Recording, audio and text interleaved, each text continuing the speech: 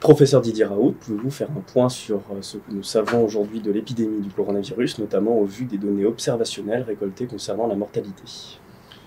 Oui, bonjour d'abord aux uns et aux autres, et puis merci à tous ceux qui essaient de me dire bonjour, même si j'essaie de fuir un peu pendant les vacances les marques de sympathie. J'y suis sensible, mais j'ai besoin d'avoir une vie privée aussi, donc je suis désolé, mais je me réfugie dans l'anonymat à chaque fois que je le peux.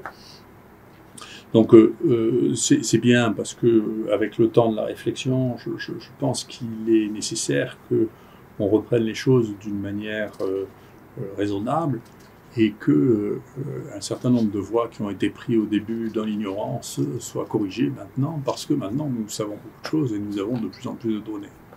Alors ici on a accumulé les données depuis le début, comme vous savez, et on a maintenant réalisé 184 000 tests pour près de 80 000 patients, dont 6 000 étaient positifs pour l'assistance publique. Le nombre de décès global, réanimation comprise dans l'assistance publique, était de 165, soit 2,8%. Et ici, nous avons traité maintenant par le traitement associant hydroxychloroquine et azithromycine plus de 4 000 patients. 18 sont morts, donc on est à 4,5 pour 1000 de mortalité, moins de 1,5%. Et il n'y a pas eu d'effets secondaires graves. Donc, il faut arrêter une bonne fois pour toutes le mythe de la dangerosité de l'hydroxychloroquine. C'est un fantasme. Ça a mené le plus grand scandale scientifique de tous les temps, qu'on n'a pas fini d'assumer, et qui a montré de cette manière absolument objective que les communications scientifiques étaient soumises à des influences et à des choix d'une très grande médiocrité, comme le reste. Et récemment encore, je peux vous dire, il y a deux éléments sur lesquels je sais qu'il y a eu des éléments de censure dans le Lancet, qui montraient de manière statistique que, d'une certaine manière, le tabac protégeait contre le Covid. Peut-être que c'est... Bien sûr, on ne peut pas imaginer que le bénéfice du tabac soit supérieur au risque qu'il a, mais de censurer une donnée scientifique d'observation, ça n'est pas le rôle d'un journal scientifique. Chacun reste à sa place, les scientifiques font de la science, les politiques font de la politique, et ils le font à partir de données scientifiques. S'ils n'ont plus de données scientifiques fiables, alors tout ça c'est juste du contrôle, c'est juste du pouvoir d'imposer des manières de vivre qui ne sont plus basées sur la connaissance, mais qui sont basées sur des convictions. Et ça n'a plus rien à voir avec ce que nous faisons. Donc je pense que c'est extrêmement clair que le degré de manipulation des journaux scientifiques de plus haut niveau, et plus ils étaient de haut niveau, plus ils étaient la cible de la manipulation, bien entendu. Si vous publiez dans un journal marginal, les gens se fichent de ce dans quoi vous publiez. Mais quand vous publiez dans les meilleurs journaux du monde, la pression qui est exercée sur eux est absolument considérable. Et c'est une faiblesse. Je vous conseille d'ailleurs de lire, de voir, parce que c'est un très bon film, Vice, qui raconte la vie de Dick Cheney, qui explique ce que moi je sais sur le bioterrorisme, vraiment, ce que j'ai écrit dans mon livre, et la manière dont on manipule les gens et les choses. C'est instructif, parce que c'est la même histoire. Alors, où est-ce que nous en sommes, donc, en termes de cas, de rebond, de reflux? On a surtout un rebond du nombre de gens testés, le nombre de personnes nouvellement positives de quelques dizaines par jour, mais d'une manière très intéressante, il y a un peu plus de jeunes que ce qu'il y avait avant, mais pas seulement. On avait l'impression au début que c'était surtout les jeunes, on a l'impression parce que les jeunes sont maintenant, après quelques mois de confinement, ils ont envie de retrouver une vie normale, de se rencontrer, d'avoir une vie sociale, et ne respectent pas toujours, ce que je peux comprendre, les distances de précaution, parce que la vie doit continuer. Et donc, ils sont plus touchés, mais ça touche un peu toutes les tranches d'âge. Ce qui est très intéressant, très intéressant, c'est que depuis début juin, nous avons eu 1000 cas diagnostiqués. Sur ces 1000 cas diagnostiqués, une seule personne est morte, et c'est quelqu'un qui était en fin de vie, pour lequel le Covid a un rôle qui était marginal ou négligeable. C'est-à-dire que là, on est encore en dessous des 45 pour 1000, on est là on est à 1 pour 1000 au pire dans la situation actuelle depuis juin. Donc c'est quand même pas la peine d'avoir un drame de cette nature. Et donc d'ailleurs, j'avise mes amis méthodologistes pour pouvoir démontrer que quelque chose est égal ou supérieur au traitement que nous avons mis, pour lequel nous avons une mortalité actuellement de 0,45%, donc 4,5 pour 1000. Il faudrait faire une étude randomisée avec 67 000 personnes 43 000 personnes 2 fois, pour pouvoir démontrer qu'il y a une différence de 1 pour 1000. D'accord ? Donc c'est impossible à réaliser. Donc le traitement de référence, jusqu'à preuve du contraire, c'est ça. Et on ne pourra pas démontrer qu'un traitement est supérieur à celui-là. C'est pas possible. Techniquement, c'est pas possible. Donc l'efficacité thérapeutique de ce traitement est intéressante. Nous venons de finir un travail qui n'est pas encore publié, que l'on a réalisé avec les hôpitaux de jour dans les EHPAD de Marseille, pour lesquels on a commencé à tester les gens massivement durant la plus grande partie du mois d'avril. Et donc, 226 résidents d'EHPAD étaient dépistés positifs, dont une partie a été traitée, à peu près la moitié. Et alors, d'une manière intéressante, la mortalité chez les gens qui ont été traités est de 14,4%. Celle chez les gens qui n'ont pas été traités est de 27,8%. Et ce chiffre de 27,8% des gens non traités dans les EHPAD à Marseille est à peu près le même que celui de la mortalité française, qui était au 2 juin de 27,7%, c'est-à-dire 10 000 personnes qui sont mortes dans les EHPAD, la plupart du temps sans traitement. Ce qui veut dire que si on peut extrapoler, si on peut imaginer que le traitement prescrit à Marseille ait donné les mêmes résultats dans tout le pays, ceci aurait fait 5 000 morts de moins. Je ne sais pas si c'est à vérifier, mais en tout cas, je pense que actuellement, le fait d'avoir un moratoire, une réflexion de base sur l'utilisation de ce traitement, en particulier chez les populations à risque, alors qu'on connaît ces inconvénients, que l'on sait qu'il n'y a pas eu d'accident grave, tout ça était un fantasme, de prendre la mesure de ça et de proposer, en particulier s'il y a de nouveaux cas, à l'avenir, un traitement efficace, demande vraiment une réflexion que j'espère qu'on mènera. Qu'est-ce qui va se passer à partir de cette situation épidémiologique? Je ne sais rien. Il y a plusieurs scénarios. J'avais dit qu'il fallait surveiller le continent austral. On voit que dans le continent austral, les choses commencent à réapparaître en Nouvelle-Zélande. Elles ont commencé à à augmenter de manière significative en Australie, qui est en train de vivre leur épisodes épidémiques qui n'ont pas eu jusqu'à présent que quelques cas en Australie, parce que ce n'était pas la saison. Et donc, il est possible que ceci fonctionne d'une manière saisonnière, comme les autres coronavirus, et que donc on ait l'hiver prochain plus de coronavirus sur un fond endémique, c'est-à-dire sur le fait qu'il y a des cas un peu tout le temps, comme pour les rhinovirus, par exemple.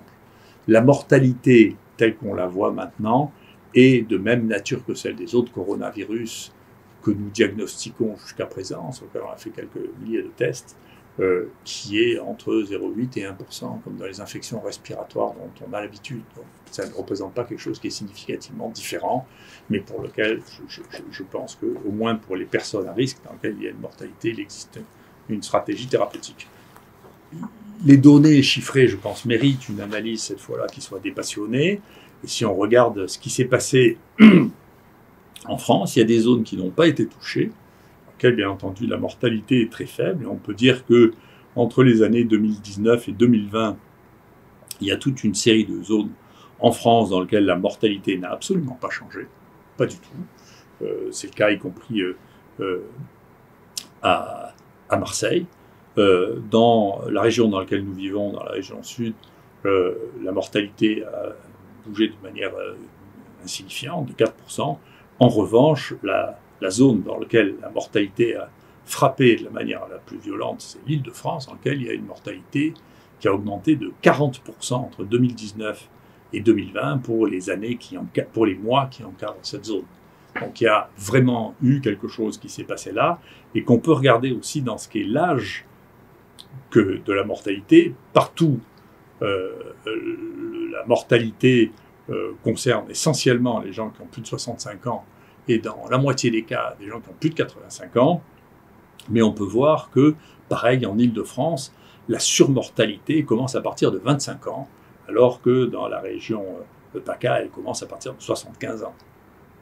Donc, il se passe quelque chose dans la gestion des plus jeunes, et on retrouve ça, si on regarde ça dans l'analyse que l'on a entre Marseille et Paris, où on voit qu'il y a une surmortalité des plus jeunes en Île-de-France, d'une part, et d'autre part, en particulier la proportion des gens qui ont moins de 60 ans qui meurent est plus importante en Île-de-France et à Paris que ce qu'elle est dans le reste de la France.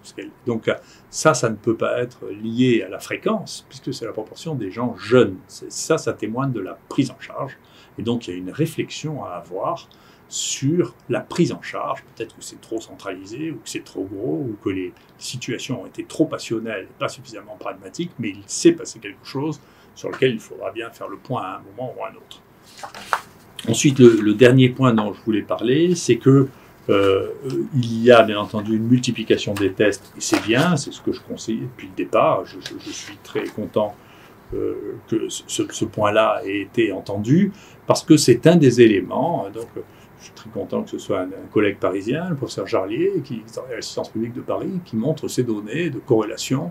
Et parmi les corrélations qu'il a testées, la seule corrélation pour laquelle il est testé entre la mortalité dans un pays et une action, c'est la précocité de la mise en place des tests. J'ai toujours dit qu'il faut mettre les tests en place très très précocement, parce que on ne peut pas prendre en charge les maladies infectieuses sans faire des tests de diagnostic.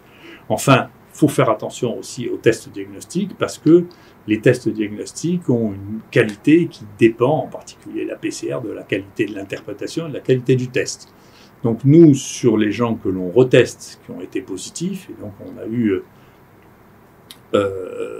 838 personnes depuis le 1er juillet qui sont arrivées avec des tests positifs à l'extérieur, eh bien, on a trouvé que 21% d'entre eux étaient en fait négatifs. Donc ça veut dire que simplement il faut faire attention. On a mesuré, nous, la significativité de la PCR en la comparant à la culture et en quantifiant ce que cela signifiait. Et donc, quand on est au-delà d'une certaine courbe, qu'on appelle les CT, qui pour nous sont à 35, eh bien, il ne faut pas interpréter ça comme des résultats positifs, parce que ça n'en est pas. D'accord ? Donc, il faut faire attention, ça représente une molécule, ou moins d'une molécule par test. Donc, ça n'est plus significatif, ça n'a pas de signification. D'accord ? Donc, il faut faire attention, parce que on peut avoir des résultats qui sont positifs de manière extrêmement distante, mais ça, c'est comme la mémoire de l'eau. On ne sait plus ce que ça teste. Hein. Mais en tout cas, c'est pas du virus. Alors, donc, il faut faire attention à ces interprétations. Et il faut faire attention à vérifier les résultats positifs avant de prendre des mesures drastiques. Et encore une fois, pour nous, dans l'ensemble, hein, sans trier entre les différents laboratoires, il y en a 1 sur 5 qui est un faux positif. Quand même. Donc il faut faire attention à pondérer l'ensemble de ces données.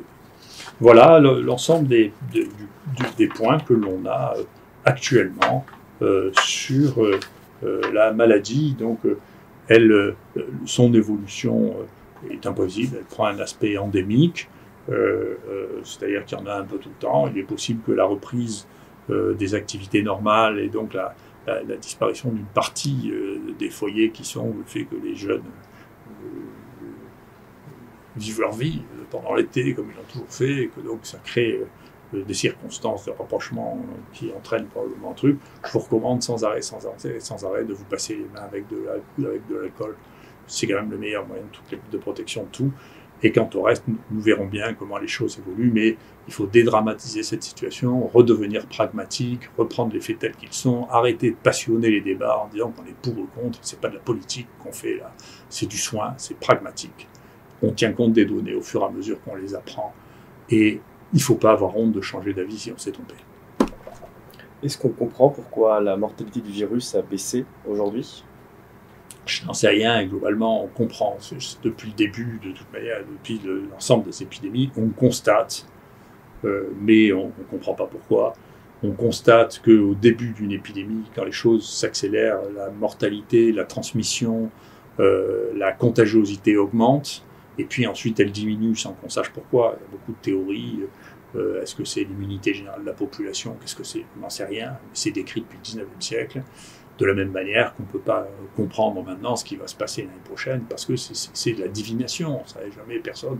Aucune des prévisions qui a été réalisée et qui a excité les gens n'a permis de prévoir ce qui est en train de se passer maintenant. Il faut voir, il faut être armé et prêt à répondre à ça. C'est bien, je pense que le pays est mieux préparé au moins en termes de tests. Il faut que accepte là de donner un grand coup de lessive sur les idées acquises et revenir à la réalité pratique. Il faut apprendre à se méfier de l'emportement idéologique, y compris médicamenteux, pour revenir à des choses très pragmatiques. Voilà, parce que quand même, ceci restera dans l'histoire de la médecine, et je pèse mes mots, on parlera encore dans un siècle de l'histoire qui a fait penser dans le monde que l'hydroxychloroquine pouvait tuer entre 10 et 30% des gens quand elle était prescrite. Personne ne pourra croire qu'il s'est passé une crise de cette nature-là, tellement elle est folle. Donc, qu'est-ce qui a rendu tellement les gens fous à ce moment-là, qu'ils ont été pris à croire qu'une molécule qui avait 70 ans, qui a été prescrite à 1 ou 2 milliards de personnes, brutalement était devenue un produit incroyablement toxique? C'est quelque chose qui témoigne d'un profond problème, aussi bien de la manipulation des esprits, de l'ignorance, de l'incompétence, qui restera et qui laissera une trace dans tout le siècle à venir. Merci.